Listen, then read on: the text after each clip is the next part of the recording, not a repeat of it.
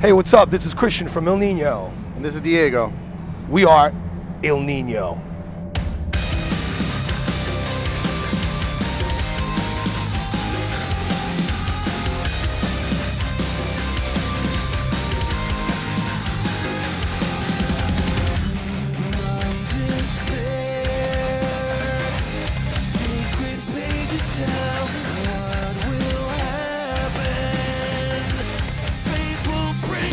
You can start, Diego. Here you go. You're the most legitimate with this. I sell oranges on the side of the freeway. Actually, I own a tattoo studio called Artifact Tattoo. Where he sells oranges. Where I sell oranges. It's an orange booth.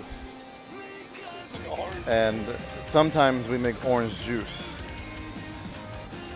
And sometimes we make half and half bars. But mostly it's just oranges. I have a studio with Laz. We have a studio. It's like a bunch of monthly rehearsal rooms and hourly rehearsal rooms, and we have a recording studio where we recorded our last record there, and we do all sorts of productions. I work with a lot of bands, so just trying to give back to the local scene, man. That's about it.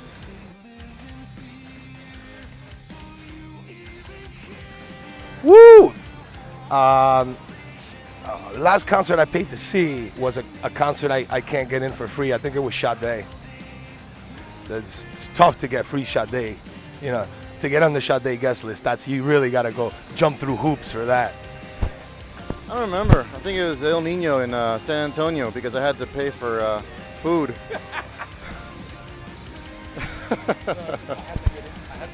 I had to pay to get into my own show. Honestly, shit. I think it was like Santana, like 10 years ago.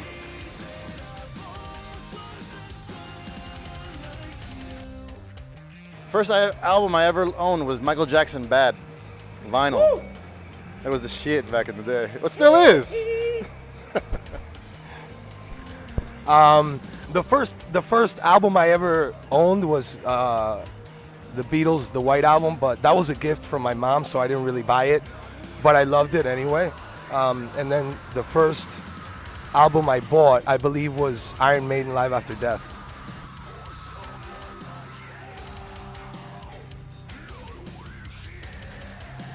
It's extremely complicated. Everybody lives all over the country and we have to fly in. Usually we do rehearsals in the city that the tour begins, but you know, we have done East Coast rehearsals or out of country rehearsals depending on where the tour is on. And it is a pain in the ass. It's a real huge pain in the ass. There's a lot of things that we can't do as a band, like local hometown shows, because we don't have a hometown really. So it's always very, very complicated to get the band prepared for tour. Everybody's got to fly in. We have to rehearse, get acquainted with the songs all over again. Being that we don't live in the same town, we can't just get together and rehearse or even write. So a lot of the writing is done sharing music online and stuff like that. But we make it work, you know, whatever. I guess some people want to live in the cold weather. Some people want to live in the warm weather. So we make it work.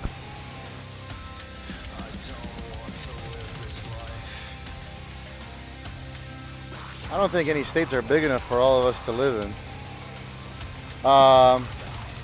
We would all argue about it because I don't want to leave California. Laz doesn't want to leave the East Coast.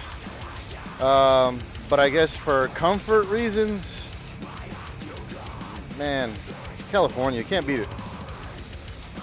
Yeah, except when there's an earthquake and then everybody dies, and then you can beat it with a state that has no earthquakes.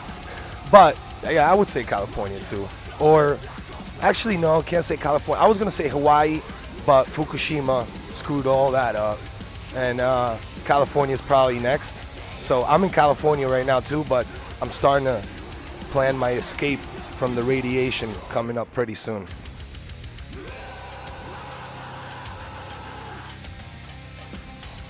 We all contribute, you know. Sometimes one person may have a stronger vision for one particular song than the other, but you know, it requires all of us to, you know, put our piece of what makes the El Niño puzzle. You know, it's even if one person writes a song, we always do rearrangements and change parts and just try different things, basically, you know. It's great that, you know, that we could still write while living far away from each other. So we've used the internet, probably abused it. We abused the internet to write records.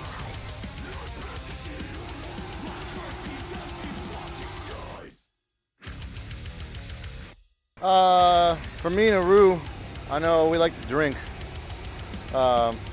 We drink a lot of whiskey to inspire us, but we're trying to chill on that lately. So, you know, just try to have as much fun as possible right now. Keep it fun instead of making it feel like it's becoming a job. I quit trying to be inspired by music, even though I do love a lot of cool new bands that are out. But I'm very, very picky with music, so it's very, very tough for me to get into a new band. But like perhaps on the last record, I was listening to a lot of Carnival and a lot of Animals as Leaders and other just odd bands that most people probably never heard of, you know. But I wouldn't say that any of that really influenced me. It's people. I like being influenced by people, situations, real life things.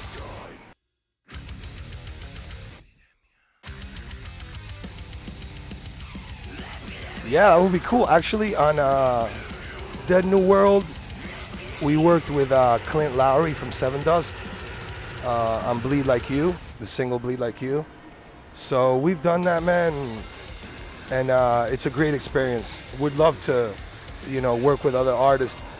However, you know, we're kind of like a band that's kind of like all on its own. We don't fit with a lot of other groups. I mean, we could tour with a lot of different bands and we have a lot of great friends. But when it comes down to touring, you know, we are usually out on our own in the US. In the rest of the world, for some reason, we tour with a lot of great bands. But in America, we always wind up doing our own thing. I don't know why. Maybe because we're Spanish and we're in America and they don't want to go out with the Latinos because they know that we take their money.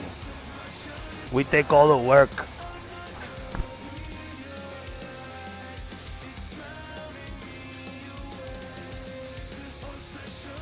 I think it goes to that we want to have as much fun as possible, but at the deepest root, and it sounds cliche, but it really is like a big family on tour. Like we stick up for each other, we got each other's back. You know, we have differences like brothers, you know, and we get over it, we fight, we get over it, you know. The deepest thing, I think, is just like it's a family thing, you know. It's a family circus, really. I actually hate him. I'm kidding. What keeps us together? Music keeps us together, man. We just want to write music, I guess, at the end of the day. Music and our fans. Our fans keep us together. If it wasn't for our fans, we probably wouldn't be doing this. Aru and Diego definitely get along really well. They're like the guitar posse. You know, they think they're special because they play guitar. We are special. Yeah, it's funny. We do fall into little cliques on tour. Not on purpose, but me and Aru just have the most in common, I guess. We're guitar players and we laugh at the same shit. Laz is special. Laz gets along with everyone, so he'll join any clique. Chris, he kind of, yeah, he's on his own. He goes in his bunk. Dave, when Dave comes, we kind of leave the room.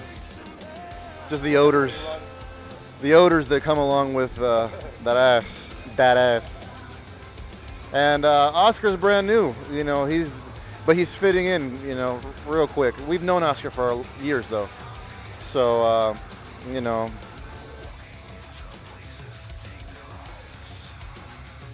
It was awesome. We shot it in Chicago with our fans. We invited our fans to come for a concept video shoot. It was in a really, really cool location. It was like a cathedral church theater looking thing. And the concept was pretty simple. It's, you know, we're performing on stage and some of our fans were, I guess, represented innocence and purity, and some of the other fans were the demons in the bunches. And the concept was that no matter how many pure people you have, there's always a demon amongst the pack. And that was the concept for the video, and they did amazing. They actually acted. Our fans were amazing. They acted. They did it. They headbanged. They screamed into the camera. They prayed. They did all these awesome things, man.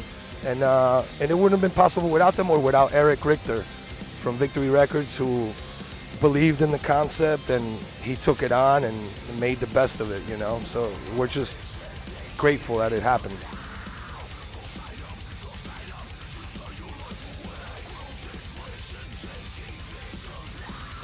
Talking about a new album, but for sure what we got going on is Soundwaves in Australia, which starts February 22nd. El Niño will be on that for the second time now. As far as a new record, you know, it looks like we're leading that way. We've already kind of kicked it around, started talking about things. I'm sure each one of us will start working on riffs and lyrics pretty soon. Lots of touring again, staying busy as much as possible. Yeah, definitely. Soundwaves, we're looking forward to that. A ton of great bands on that, and this tour, I mean, we're gonna finish up this tour, and we have some South American shows, I think late November, and we'll be home for the holidays and waiting to go to Soundwave. And definitely write music, for sure. I'm expecting a daughter in January, so I'll have plenty of time in January to do writing. That is if I'm not losing my mind.